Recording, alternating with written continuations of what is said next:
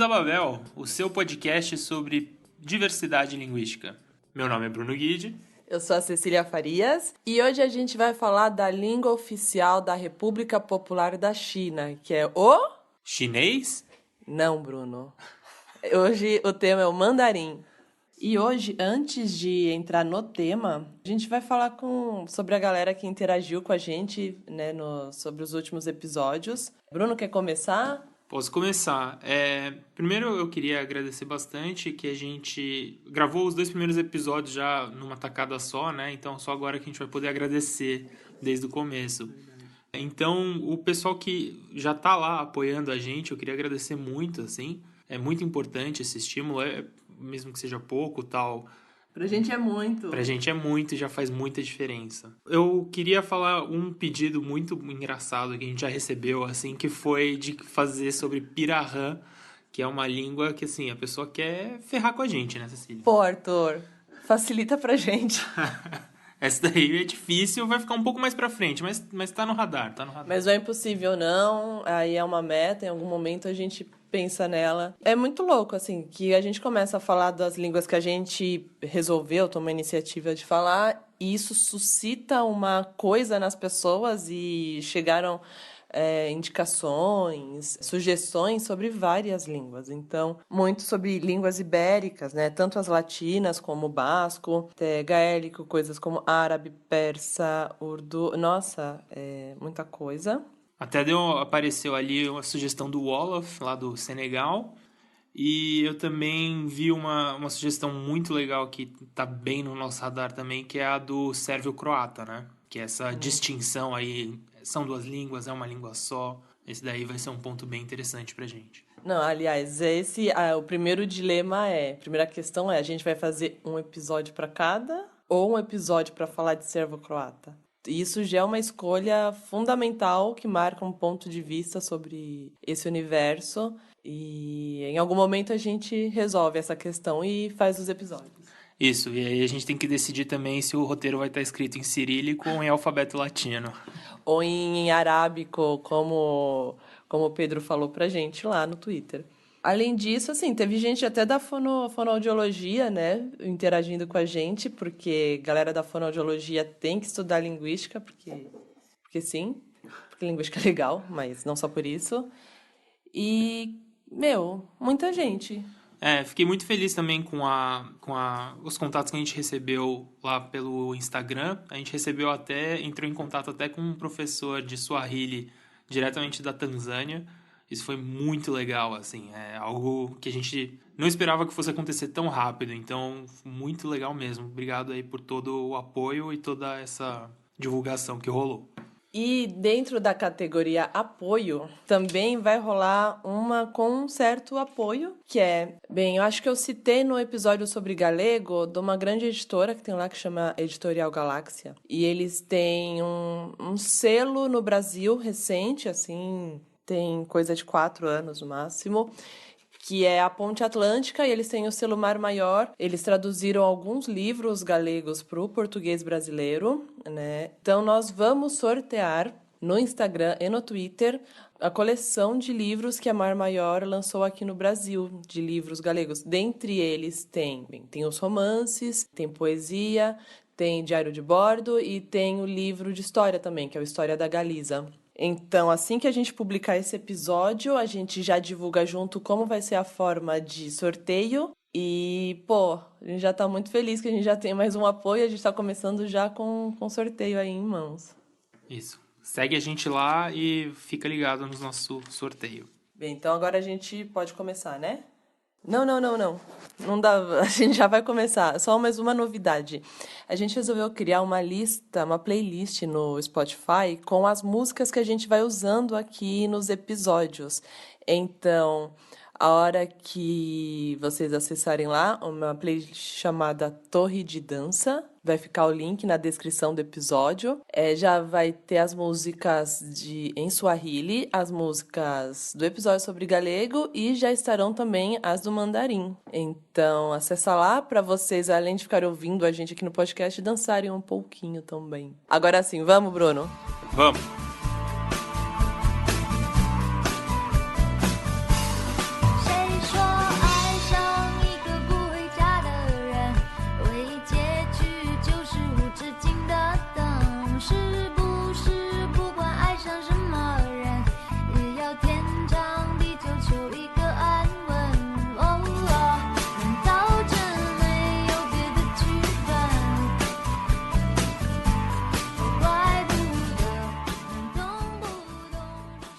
Antes de começar, a gente avisa. Respira fundo e se prepara. A gente vai falar de China, uma região que é imensa, muito populosa, e a gente está falando de 4.000 anos de história e atualmente de 1 bilhão e 400 milhões de pessoas. Então são muitas nuances, tem muita história e tem muitas culturas diferentes. Aqui vamos fazer um recorte para caber em cerca de 40 minutos sem tentar matar ninguém. E depois a gente indica onde vocês podem ir para aprender um pouco mais. Primeira coisa aqui, Bruno, mandarim e chinês, a diferença. Por que a gente não pode dizer que é a mesma coisa? Essa vai ser uma resposta aí que vai tomar um tempinho, mas vamos lá. Primeiro, né, mandarim é a língua oficial da República Popular da China, certo? Do país que a gente chama de China. Mas não necessariamente mandarim e chinês são a mesma coisa. É muito comum você ver pessoas usando os dois de um jeito intercambiável, né? Como se fossem a mesma coisa. Então, a própria nomenclatura do mandarim moderno padrão é chinês moderno padrão também. Então, até oficialmente, assim, há uma mistura entre essas duas coisas. Mas quando a gente vai para a linguística, chinês é o termo técnico para se referir a um ramo das línguas, da família de línguas sino-tibetanas. Ou seja, chinês é um conjunto de línguas faladas na região da República Popular da China de hoje, Taiwan, que também é, né, vocês sabem uma história aí, e Hong Kong, né? Então, são, na verdade, chinês, esse grupo de famílias também é chamado de siníticas, são 7 grandes grupos de línguas: Mandarim, Wu, Min, Xiang, Gan, Hakka e Yue. O Yue tem uma das outras línguas chinesas mais famosas, que é o cantonês. E mandarim é o nome de um grupo, mas também é o nome da língua principal desse grupo. Essas diversas línguas, elas não são mutuamente inteligíveis. Ou seja, um falante de mandarim, ele não entende outra pessoa que fala uma língua chinesa. Ou seja, você tem 2 falantes de chinês que não se entendem, porque são línguas diferentes. Então, esse termo chinês, ele não é muito válido para a gente se referir quando a gente está falando em termos linguísticos, né? Então, o equivalente do chinês, assim, trazendo para nossa realidade, eu vou sempre tentar trazer um pouco para nossa realidade, é tipo falar, o chinês seria o equivalente na linguística a línguas latinas. E é muito pouco razoável você assumir que uma pessoa fale francês porque ela fala português, certo? Então, vamos falar sobre mandarim moderno padrão hoje. E para encurtar, eu vou chamar de mandarim e vou contar também um pouco da história. Mas vamos voltar?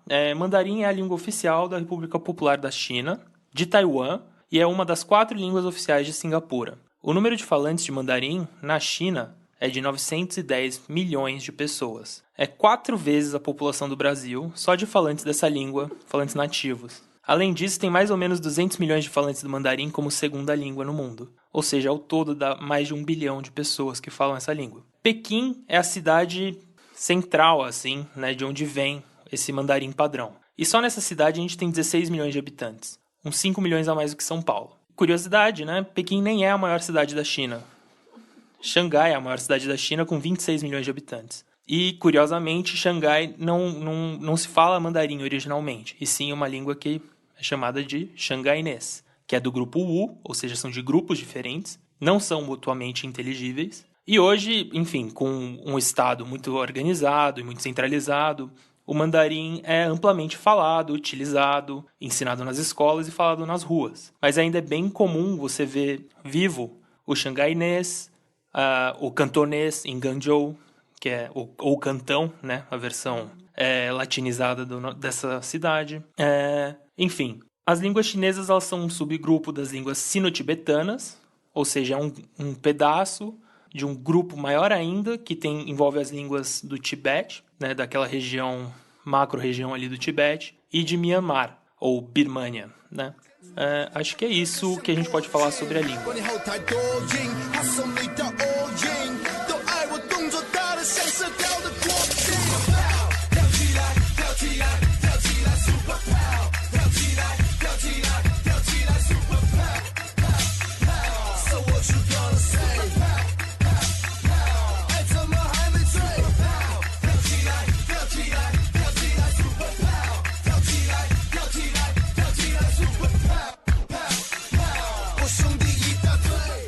Agora a gente tem um desafio que é falar sobre a história, que é uma história longuíssima, né, da ocupação dessa região, do que hoje a gente chama de China, e ela é dividida grosseiramente em 3 partes. Uma China antiga, que é o período que vai até o século III a.C., uma China imperial, que é o período do século III a.C. até 1912 apenas, e o que a gente chama de China moderna, que é de 1912 até hoje. E aí, falando sobre a história da língua mesmo, a gente pode falar assim, que existiu uma língua chamada chinês, que é ancestral a todas essas línguas que a gente falou na primeira sessão desse episódio, e essa língua da China antiga e foi também de parte da China imperial. Mais ou menos como o latim era a língua do Império Romano, e hoje a gente tem diversas línguas diferentes nessa região ocupada pelo antigo Império Romano. É muito injusto a gente ter que comprimir tanto tempo de história rapidinho, mas vamos falar especificamente sobre o mandarim e sobre o chinês escrito, porque essas são duas histórias diferentes, em primeiro lugar, e porque o mandarim é o foco de hoje, né? O chinês escrito ele vem desde aproximadamente 1200 a.C. nos seus registros mais antigos. Era usado para cerimônias religiosas, é o que é chamado de oráculo de ossos. E são realmente, você já vê ideogramas escritos ali em pedaços de ossos de tartaruga, umas coisas assim. E era usado como um oráculo, um jeito de dizer o futuro e tal. Então, nesse primeiro momento, a função da língua escrita era a parte religiosa. Não tem registros de outras funções, sei lá, burocráticas. O que sobrou pra gente até hoje, assim, o que foi recuperado é justamente essa função mais religiosa mesmo. Aí, os registros antigos até o século III começam a aparecer coisas mais consistentes, e relacionadas à burocracia e também à literatura. Tem até alguns tipos de textos literários mesmo, já escritos com ideogramas chineses. A língua falada nessa época, né? Eu falei um pouco da escrita, agora a língua falada nessa época é o que é chamado de chinês antigo. Então, como vocês devem imaginar, não existe gravação do chinês antigo, né? Não tem podcast na China antiga. Exato. Não tinha como você... Vocês já pararam para pensar nisso? Que a gente tem vozes gravadas só, sei lá, até final do século XIX, né? Décadas. Se tanto século XIX, assim. Antes disso, como que a gente faz para pensar como as pessoas falavam, né? Tem alguns métodos, é uma coisa bem complicada, e a gente pode tratar disso num episódio futuro. Mas mesmo o chinês antigo tem dicas de como que era a pronúncia dele por causa de dicionários de poesia, porque a poesia tinha que rimar. Então você sabe que algumas palavras ali tinham que rimar, então você consegue tentar reconstruir o som delas. Mas enfim, vamos focar um pouco mais na nossa história. A escrita do chinês ela tem uma característica muito específica que a gente vai falar um pouco mais na sessão sobre a língua, sobre a estrutura da língua. Mas o importante é que essa língua escrita na fase final da China Antiga é basicamente a base do chinês escrito utilizado até o começo do século XX. Então você tem uma tradição de escrita muito antiga e muito consistente. Eu vou dar um spoiler que é, geralmente quando você não adapta o que está escrito para o que é falado, vai aumentando muito, vai criando um abismo entre uma forma e outra. E isso vai ser tratado na próxima sessão. Bom, então esses 2000 anos aí com uma escrita relativamente bem estabelecida, cria um chinês escrito que é chamado de chinês clássico ou chinês literário. Essa norma, como eu disse, foi usada até o começo do século XX na escrita, né? Junto com outras, claro. Vamos falar um pouco da língua falada, então. O chinês antigo, ele foi mudando, né? Como o latim antigo mudou. E ele se torna o que é chamado de chinês médio. Essa língua, que já acompanhou ali uma história, passa por períodos de descentralização, né? Nessa época, então, vamos retomar. A gente tem o chinês médio, que é o chinês falado, e a língua escrita, que é o chinês clássico. Só que a língua falada muda muito mais rápido que a língua escrita. E a história da China não é uma história de um império que fica sempre estável. Você tem, em diversos momentos, guerras civis, invasões, como a invasão mongol, crises sucessórias. Game of Thrones é a galinha pintadinha comparado com a história da China imperial. Esse cenário instável e a própria passagem do tempo geram mudanças muito profundas nas línguas faladas nas diferentes regiões. Então o chinês antigo e o seu sucessor, o chinês médio, acabam virando esse monte de línguas diferentes. Esses 7 grupos de línguas que eu falei um pouco antes. E as pessoas, eventualmente, param de entender a língua falada em outras regiões do Império. Porém, o chinês escrito ele continua firme e forte. A gente tem que lembrar que essa coisa de todo mundo ler e saber escrever é um luxo muito recente da história da humanidade. Ler e escrever era basicamente uma profissão, realizada por um tipo de burocrata muito específico, que eram os escribas, né? E quando você tem uma coisa profissionalizada, restrita a uma pequena elite, assim, é muito mais fácil você também manter a escrita como algo meio que imóvel, né? Porque é restrito a um grupo de pessoas e mesmo assim muda com o tempo, claro. Mas a gente tem que pensar um pouco nisso, né? Não é que todo mundo na China escrevia e todo mundo escrevia igual por 2000 anos. Ainda assim, né, mesmo com esse fato de ser uma coisa realizada por uma pequena burocracia, né, pequena em termos chineses, né, vamos lembrar, as várias formas de escrever, os dialetos que eram cada vez mais diferentes entre si, das diversas regiões, aparecem, né, elas acabam emergindo. Então, a ordem que a pessoa combina a escrita revela uma sintaxe que pode ter mudado, por exemplo. Pode não ser mais a mesma. O jeito que eu ponho o objeto, sujeito, verbo, objeto, por exemplo, o xangainês tem uma ordem diferente da do mandarim. Isso significa que em determinado momento na escrita ali acontece alguma mudança também. Pois bem, vamos falar então do mandarim. O mandarim é uma dessas várias línguas que surgiram no longo do período imperial. Com a conquista da China pelos mongóis no século XIII, a imigração de pessoas do norte da China para outras áreas, fugindo dessa invasão, levou a língua mandarim, as línguas mandarim, para diversos locais do império. E o mandarim surge como uma língua oficial da burocracia nas últimas 2 dinastias imperiais da China, oficialmente, que é a dinastia Qing e dinastia Ming, do século XIV até o XX. A ideia é que essa língua oficial seria importante para a centralização e formalização do império. Então, por volta do século XIV em diante, se cria uma versão oficial do mandarim. Então, essa versão oficial, ela é uma mistura. Eles pegaram vários dialetos que eram falados em Nanquim, que era a capital na época, e Pequim, que era uma cidade grande e importante, e também eventualmente virou capital. E esses dialetos, eles fizeram uma mistura entre pegavam uma coisa de um, uma coisa de outro, e foi criando uma língua oficial. Como um pidgin? Então, na verdade, não é necessariamente como um pidgin, porque o termo correto é koiné. Porque o pidgin, as línguas não são necessariamente inteligíveis entre si. E um koiné, as línguas são. Então, eram dialetos da mesma língua. As pessoas meio que se entendiam falando os diferentes mandarins, mas criou-se uma versão oficial que não era necessariamente nenhum desses dialetos, né? E esse dialeto, essa versão oficial que foi criada, ele virou a língua franca dos oficiais, né? Então, o império tinha os oficiais, eles precisavam se comunicar, tinham os representantes do governo em diversas localidades, eles precisavam reportar ao império, ao imperador, a burocracia do império. E um dos nomes em chinês do mandarim é Ganhua, que significa língua dos oficiais, justamente. Então, essa língua se estabelece, né? E meio que ela forma o que é chamado de mandarim médio. Então, ao longo do século XIX, o mandarim mais importante, na verdade, vai virando de Pequim. Então, esses dialetos de Nanquim e essa outra versão, eles vão ficando meio que no passado, e o dialeto oficial ele vai se tornando cada vez mais parecido com o que era falado nas ruas de Pequim. No começo do século XX, a gente tem uma outra mudança muito importante, que é que o chinês escrito clássico ele passa a ser substituído por um chinês baseado no mandarim de Pequim também. Então tem uma centralização ainda maior da língua. Nesse momento, a língua passa a ser chamada de Putonghua, que vira a língua padrão do país, no começo do século XX. Só que a China tem uma língua padrão mais ou menos nos moldes parecidos com o que é hoje. Então, apesar dessa longa história e de ter consistência na escrita, por exemplo, a centralização do chinês é uma coisa que ainda está em processo, porque a gente tem que pensar que é um país daquele tamanho.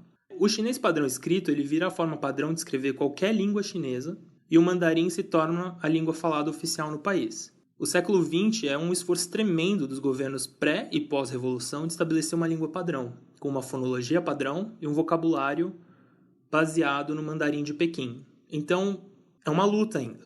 Após a Revolução, nos anos 50, o chinês escrito, por exemplo, passou por uma mudança muito grande e foi criado o chinês simplificado, o alfabeto chinês simplificado, que é uma versão um pouco reduzida. A gente vai ver o problema de ter o alfabeto chinês. ele tem questões muito específicas que tornam ele muito difícil de aprender na sua totalidade.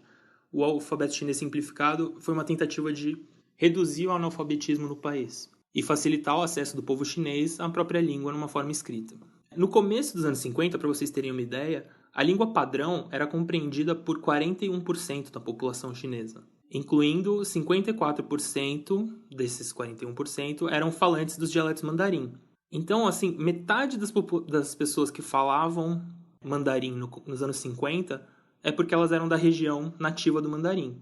A outra metade eram de pessoas do interior, né, de outras localidades. O que dava 11% das pessoas do resto do país só que falavam mandarim. Uma coisa que eu acho muito, assim, para quem não está acostumado a lidar com o tema, é quando a gente vê que existe uma língua padrão escrita que serve para qualquer outra língua chinesa, para qualquer língua chinesa, isso explode a cabeça da gente que está aqui muito acostumado com a noção de que a língua escrita ela é uma representação da língua falada e que, portanto, seria uma representação para uma língua. E esse é um exemplo de como você pode criar uma convenção escrita que não equivale tal e qual a uma língua apenas. E isso é um dos exemplos ao longo do mundo só, inclusive, não é só na China. Perfeito. Em 1984, a proporção das pessoas que entendiam essa língua padrão já foi para 90%. E a compreensão do mandarim padrão por falantes dos dialetos mandarim chegou a 91%, ou seja, de pessoas que falavam dialetos mandarim que estavam entendendo e se comunicando especificamente no mandarim padrão. Atualmente, né, em 2019, se calcula que 27% da população da China não usa oralmente o chinês padrão, algo como 400 milhões de pessoas. As 73% restantes são fluentes na leitura, escrita e fala do mandarim. 96% dos chineses são alfabetizados hoje em dia. Eu falei que era para segurar, respirar fundo. Foi muita coisa, mas eu espero que vocês tenham gostado. Vamos passar pro próximo então agora.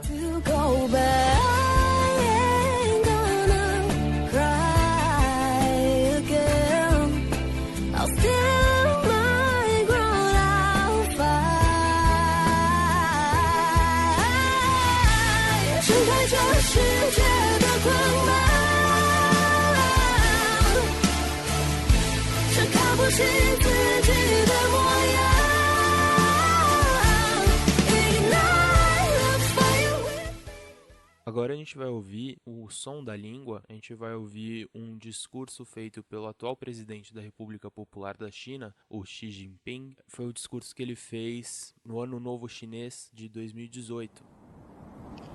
同志们、朋友们、女士们、先生们，大家好。时光飞逝，转眼我们又将迎来2018年。在这里，我向全国各族人民、向香港特别行政区同胞、澳门特别行政区同胞、台湾同胞和海外侨胞。 O sistema. O mandarim é uma língua tonal. Para entender isso, vamos falar um pouquinho sobre tipologia linguística de um jeito mais geral. Existem 3 tipos de língua nessa divisão. As tonais, tipo o mandarim, o vietnamita, a maioria das línguas banto. Línguas acentuais, tipo o português, o swahili, que a gente falou no primeiro episódio, o galego do segundo episódio, o inglês e praticamente todas as línguas que a gente vê por aí nas escolas de idioma. E sistemas tonais acentuais, como é o caso do japonês e algumas outras línguas. Beleza, mas o que isso significa? As línguas acentuais, vamos começar por elas que é mais fácil da gente entender. A gente diferencia as palavras por conta de qual sílaba é mais forte e essa sílaba é a que a gente chama de acentuada. Isso acontece de acordo com várias estratégias linguísticas, assim. Você pode usar coisas articulatórias e acústicas para fazer essa diferenciação entre sílabas fortes e fracas. Por exemplo, a gente pode dizer que uma sílaba acentuada é aquela que possui uma vogal um pouco mais longa, como é o caso do português, a vogal mais longa é um sinal forte de acento. A que é articulada com mais intensidade ou que até tem um volume mais alto, ou seja, ela é um pouco mais alta que as outras. Volume alto. Alta não. Altura é outra coisa, como a gente vai ver. Então, por exemplo, a gente tem duas palavras do português que são uma sequência igual de letras, praticamente, que é acabara e acabará. A única diferença entre as duas é onde cai o acento, qual que é a sílaba forte. E aí, enfim, a gente tem alguns fenômenos decorrentes disso. Lembrando que acento não é o sinal gráfico que a gente coloca lá em cima da vogal. Quando a gente fala acento, é no sentido de a vogal tônica. Por exemplo, o inglês é uma língua que não usa acento gráfico. E nem por isso você não precisa dele para ter uma sílaba tônica. Perfeito. Já nas línguas tonais, você não tem esse mecanismo de fortalecimento de uma determinada sílaba. Elas possuem um outro tipo de sistema. E esse sistema é de tons. E toda sílaba possui algum tom. Em termos acústicos, a gente está falando aqui justamente de uma alteração de altura. É bastante comum a gente ver o termo em inglês para tom, que é pitch, né? Então, se altera a altura do tom. A gente vai ouvir agora a pronúncia de 5 palavras do mandarim. Todas elas são uma sequência de 2 sons. O som de M, o nosso, e o som de A, nosso. Então, é o equivalente a ma. Só que cada uma delas tem um tom diferente e cada uma delas significa uma coisa diferente. A primeira significa mãe, a segunda significa maconha, a terceira significa cavalo, a quarta significa dar bronca e a quinta é uma partícula interrogativa do mandarim. Ma, ma, ma, ma, ma. O mandarim tem 5 tons básicos. Eles são definidos de acordo com um número padrão. O tom número 1 é o tom alto. Ele é uma reta, né? Assim, você pronuncia a sílaba no mesmo tom e é o tom mais alto do mandarim. Aí você tem o tom ascendente, que começa no médio e termina no alto. Você tem um tom descendente-ascendente, que ele começa no médio, desce e depois sobe para o tom mais alto. E o tom número 4 é o tom descendente, que começa no alto e desce para o tom mais baixo. Por fim, você tem o tom neutro, que é como se fosse uma pronúncia muito mais parecida quase com as nossas, né? Que são sem tom, sem alteração de tom. Esses tons, eles mudam o significado de uma palavra. Para quem não fala uma língua tonal, essa característica assim, é muito assustadora num primeiro momento. Parece que é muito difícil de aprender uma língua tonal. Muito complicada, que é algo que você nunca vai conseguir entender, assim. Mas uma vez que você pega a noção sistêmica disso, assim, não é impossível. Existem pessoas que não falam uma língua tonal e aprendem línguas tonais em qualquer idade. Não tem nenhuma questão aí específica. Essas línguas não são mais difíceis do que outras. Uma criança, por exemplo, não demora mais para aprender chinês do que ela demoraria para aprender português, ou xhosa, ou galego, enfim. Bruno, coach da língua tonal. Uau! Bem, se você for músico, ajuda bastante, né? Porque você já precisa ter uma noção de variação de tom outra. E o que eu acho muito interessante de ver também é que quando a gente pega as outras línguas faladas na China, que também são tonais, não significa que elas têm essa mesma divisão de tom que tem o mandarim. Então, o cantonês ou o xangainês, por exemplo, tem outros sistemas de som. Então, enquanto o mandarim tem esses 5 tons, o cantonês, por exemplo, tem 6. Então, ele tem 2 blocos de 3. E agora a gente vai falar um pouco do que une essas línguas, que é a escrita. Para falar da escrita do chinês, a gente tem que falar um pouco também sobre sistemas de escrita e, para fazer isso de um jeito mais intuitivo, eu vou voltar a falar do português. Quando a gente vai escrever em português, a gente usa o alfabeto, o tal do alfabeto latino. Nesse alfabeto, cada letra tem mais ou menos, ela representa um som. Claro, a gente tem os dígrafos, que a gente até falou no primeiro episódio do Swahili, como o NH, o LH, o CH, que representam um som usando 2 letras. Mas, mais ou menos, quando a gente vai pensar em como escrever uma palavra, a gente fica repetindo ela baixinho e pensando no som dela, né? E os erros que a gente comete escrevendo é porque o som daquela palavra já não reflete mais como ela é escrita, né? Tipo, sei lá, intitulado começa com I ou com E? Eu não lembro. É pra responder?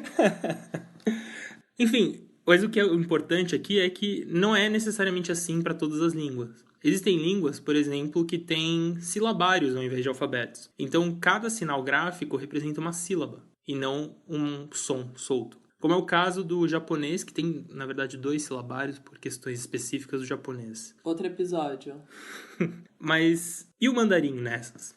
O mandarim ele usa ainda um outro tipo de sistema de escrita. Ele não é baseado em sons individuais e não é baseado em sílabas propriamente ditas. Esses 2 tipos de sistema que eu falei antes, eles são chamados de fonogramas, ou seja, símbolos representando sons. O mandarim usa logogramas, que significa, assim, de um jeito bem vago, símbolos representando os conceitos. Esse é um sistema também chamado de logográfico, ou ainda de um sistema que usa ideogramas, que é o termo que eu acho que é mais comum. Na escrita do chinês, um caractere representa uma palavra ou uma unidade de significado. Ou seja, você tem um símbolo para pessoa, um símbolo para árvore e por aí vai.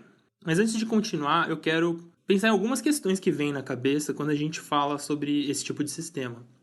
Um sistema puramente logográfico é uma insanidade, né? Ou seja, cada ideia precisa de um caractere novo. Quantas ideias uma pessoa pode ter? Quantas ideias uma sociedade pode ter? Como que você faz para que a sua ideia com um símbolo novo seja representado no alfabeto para todo mundo ver? Certo? É uma loucura, né? Então é evidente que um sistema logográfico, ele não é 100% logográfico. Pensa, por exemplo, assim, não existe o conceito de crossfit numa língua. Aí, de repente, existe, você tem que criar um novo símbolo para ele. Além de tudo, você cria o conceito de crossfiteiro. Você vai criar mais um novo símbolo. Quantos símbolos a gente dá conta de criar, né? De lidar, de manusear ao longo das interações? Exato. Então, por isso que nenhum sistema é realmente logográfico, né? A ideia de logografia, ela é mais uma questão de tradição, assim, do que de descrição científica apurada e 100% exata. Enfim, o sistema chinês, ele tem, por exemplo, então, ideogramas que têm função sintática, ou seja, eles aparecem ali numa sentença juntando coisas que para aquilo virar uma sentença de verdade, uma cola, como se fosse. Por exemplo, sei lá, a gente usa muito o que no português. O que significa o quê? Tá aí uma pergunta difícil. E qual que é a ideia por trás de quê? Como que você... Enfim, vocês entenderam. Então, existem ideogramas no chinês que têm uma função puramente sintática. E existem palavras que são representadas com a junção de mais de um ideograma. Então, por isso, você não precisa criar 1 zilhão de caracteres para 1 zilhão de ideias. No entanto, a gente vai ver que isso é um probleminha. Ainda tem um outro aspecto do chinês que é importante, mas eu vou tratar aqui bem breve, assim, que é que muitas palavras no mandarim são monossilábicas. Então, quando você junta um ideograma a uma palavra, e as palavras mais básicas, assim, meio que aquele ideograma vira o símbolo para aquela sílaba, e não para aquela ideia só. Então, é possível de chamar o mandarim de uma língua logossilábica. Enfim, agora o ponto, né? Quando a gente fala de sons que uma língua tem, então quantos sons tem o português? Putz, uns 30, 40 sons. Letras, né? Que a gente... Você está pensando em letras do alfabeto ou em... Não, eu estou pensando mais em fonemas do português, né? Então, assim, se você pegar o conjunto de fonemas de todas as línguas, dá algo como 55, se eu não me engano. Que são todos os sons representados. São umas 15 que a gente tem, né? É. Fechadas, abertas, nasais. Então, diferenciando as nasais, sim, não, mas a ideia é que você... Aí você tá criando variações, mas enfim, tem toda uma discussão linguística aí por trás. Eu não vim aqui pra te ajudar, não vim aqui pra facilitar, não. Mas a ideia é que é um número menor do que 100, sei lá. Você não tem 100 sons possíveis numa língua, e com 100 símbolos diferentes você representa todos esses sons. E aí você combina esses símbolos, você consegue representar qualquer palavra naquela língua, certo? Então a gente tem um alfabeto de 23 letras, com alguns símbolos ali a mais, ou 26 letras e alguns símbolos a mais, e a gente representa todas as palavras do português. Quando você fala de sílabas, por exemplo, quantas sílabas você tem no português? Putz, aí você tem que fazer uma multiplicação, porque, por exemplo, você tem B com A, B com E, B com I, B com O, B com U, B com A, B com IN. Enfim, vocês me entenderam. A ideia é que aumenta o número de símbolos que você precisa para representar toda a língua se você vai usar um sistema baseado em silabário, certo? Então, pensem no pesadelo que é a quantidade de símbolos que você precisa para representar conceitos, que é aquilo que a gente estava falando. Quantos conceitos tem uma sociedade?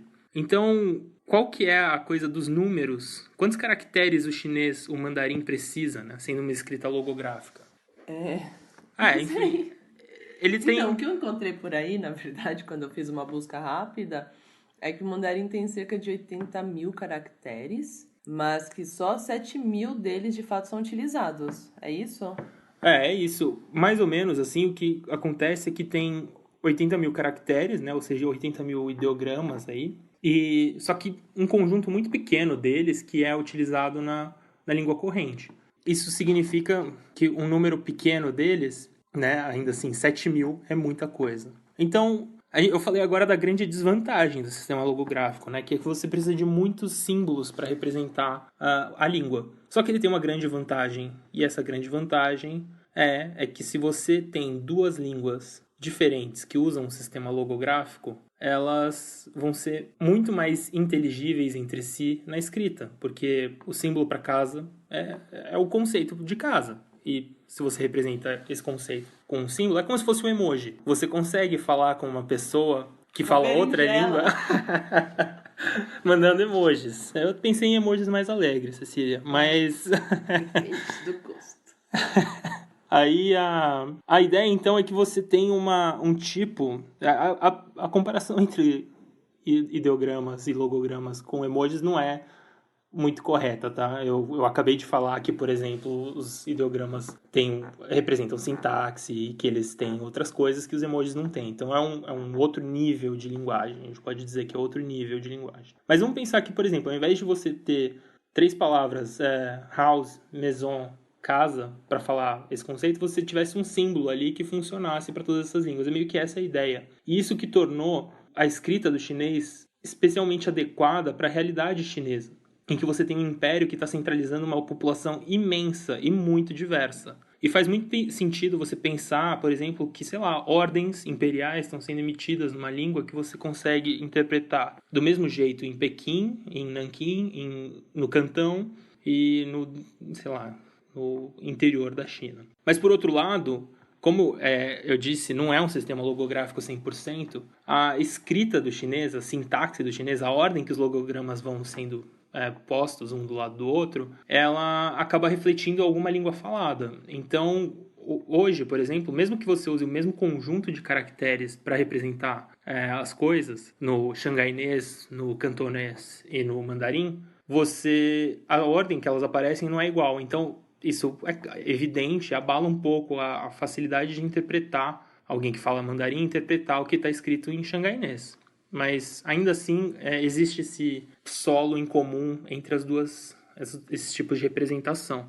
Então, por fim, o que a gente pode dizer assim, é que a escrita logográfica é muito interessante, muito diferente do que a gente está acostumado. Mas que não é nada do outro mundo, porque reflete um sistema linguístico que tem uma história e que tem, enfim, que é escrevível. Assim, não é algo que é impossível de você aprender, porque você tem que aprender tudo aquilo, todos os milhares de ideogramas para conseguir pensar em chinês. Não tem nada disso, assim. Tudo é gente, tudo pensa. E tem muita exotização e preconceito com relação a tudo que vem do que a gente chama de Oriente, né? Então, que é uma noção que não faz nenhum sentido, mas isso é um papo para outro podcast. Mas é tudo muito parecido, assim. Essa é uma mensagem final aí.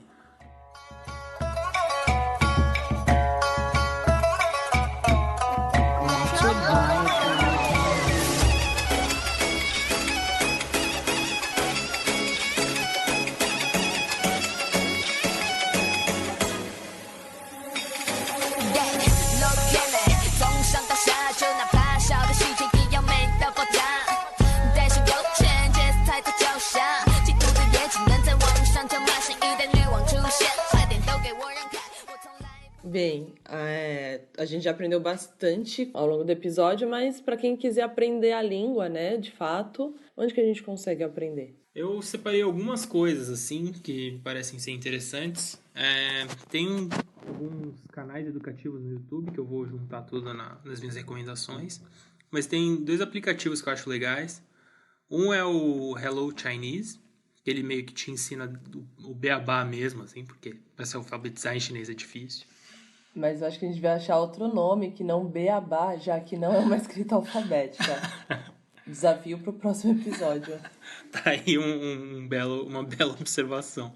Tem o Duolingo, né? Sempre tem o Duolingo. Eu sou um defensor do Duolingo. Também tem um aplicativo que chama Hi Native. É um aplicativo que ele permite interação com falantes das línguas aí que você for estudar. O mandarim é uma das que estão lá. E aí você coloca produção escrita, você se grava falando, você constrói orações, e aí os nativos podem falar se aquilo soa natural, né? Porque às vezes pra gente tá sintaticamente ok, mas tipo, o falante nativo vai falar, ninguém ia falar isso. E indo para as nossas recomendações culturais agora, eu vou trazer...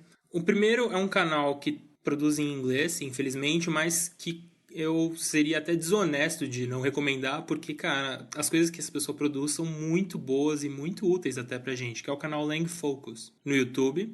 E ele tem um episódio sobre chinês que eu vou deixar linkado, que ele fala especificamente sobre as diferenças entre chinês, mandarim, xangainês e cantonês. É muito interessante. Ele tem um episódio específico das diferenças entre mandarim e cantonês, assim, que é ponto por ponto, que é muito bacana. Além disso, tem um canal muito legal brasileiro que chama Pula Muralha, que tem várias dicas e curiosidades e aulas mesmo assim iniciais sobre o mandarim. É muito interessante, um canal muito bom. Tem um canal que chama Aula de Chinês também, que também é a mesma pegada de ensinar o básico do mandarim.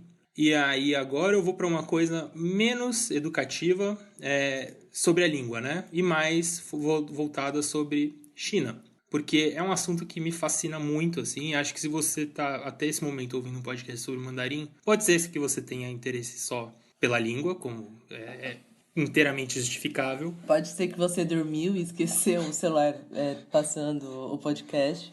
Mas pode ser que você também tenha interesse na realidade chinesa. E como a gente tenta falar sobre a língua, o povo e a cultura, vamos falar um pouco sobre a realidade chinesa. Recentemente eu vi um debate muito interessante no canal do Jones Manuel, que era ele e o João Carvalho. Os dois são youtubers, podcasters e todas essas coisas aí.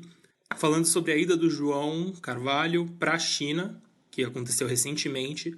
E é um debate muito legal, assim, que trata desde uma política alto nível muito interessante, assim, e para questões como que é viajar para a China e como que é pegar transporte público na China, esse tipo de coisa. Muito legal. Agora eu vou falar de uma coisa importante que, assim, existe uma diáspora chinesa muito grande no mundo inteiro. Existe uma diáspora grande na China, nos Estados Unidos. Então tem um podcast que eu peguei a referência, se eu não me engano, em algum xadrez verbal, assim, mas que é um podcast norte-americano sobre política e cultura chinesa. E é fantástico. Todos os episódios são muito bons, eles chamam grandes especialistas. Tem visões que eu não concordo, mas, assim, quando o conteúdo é bem feito, mesmo que apresente uma visão que você não concorda, não vai ser feito de um jeito ruim, né? Você pode discordar, mas aí você discorda em alto nível, te enriquece, mesmo pelas informações brutas que estão lá. E qual é o nome do podcast? O podcast chama Cínica. E eu recomendo especificamente um episódio... Cínica com S, gente.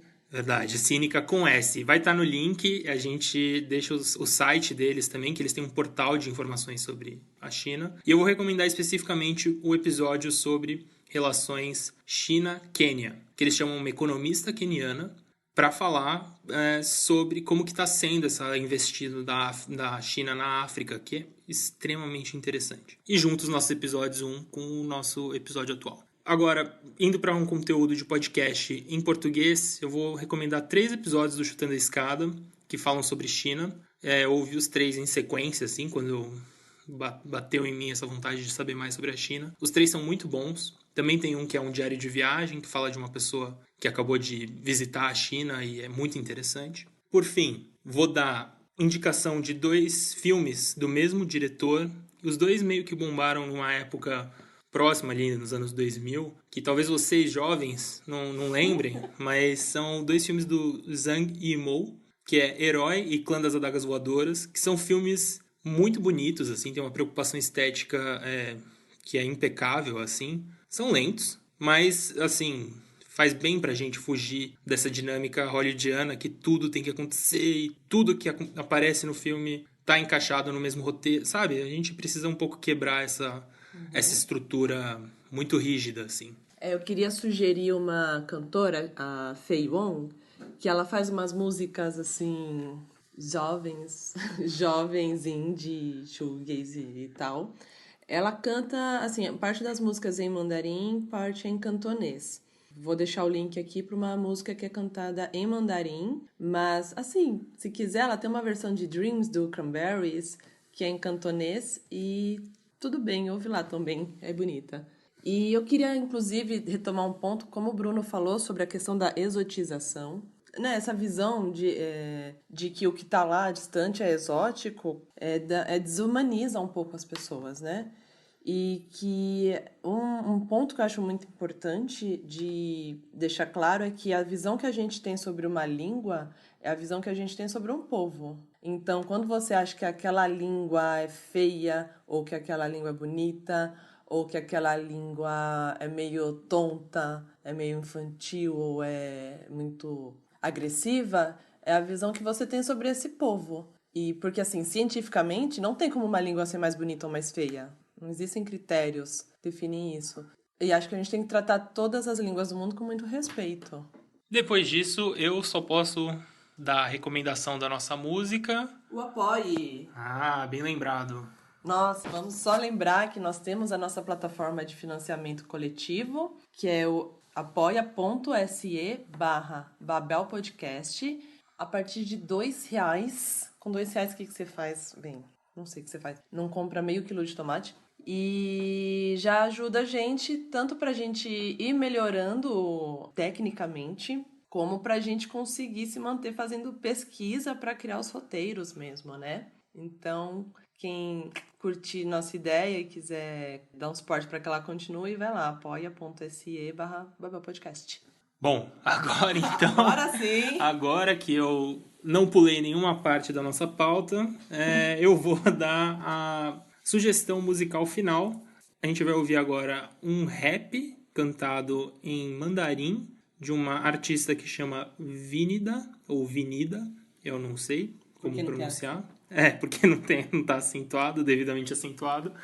Mas é assim, uma coisa que é uma Anitta / uma Rihanna com um rap em mandarim e Nicki Minaj, assim, excelente. Então vamos ouvir aí Vinida com Run This, e aí tem o título em mandarim que eu não vou tentar pronunciar para vocês.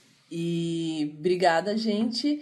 Vou só deixar aqui uma dica que a próxima língua também não vai ser nada fácil de pronunciar. E vejo vocês. Beijo. A gente se fala no próximo episódio. Tchau, tchau. Tchau, tchau. Até mais, pessoal.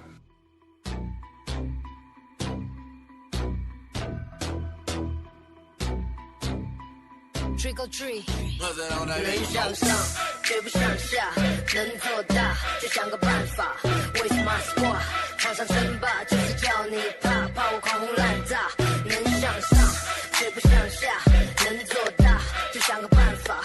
With my squad， 场上称霸，就是叫你怕，怕我狂轰滥炸。从没有馅饼从天上掉下，到处都是陷阱，别让自己掉价。不走 Plan B， 只用实力做点成绩。但我沉迷于使用各种金币 ，You know 我本来就是一无所有，就算失败再重来也花不了我多久。我超溜，我超有 feel， 超糗，我超优秀，时间在我这里 ，It feels too real。Every day 都做同样的事，夜以继日我筹划着更大的事。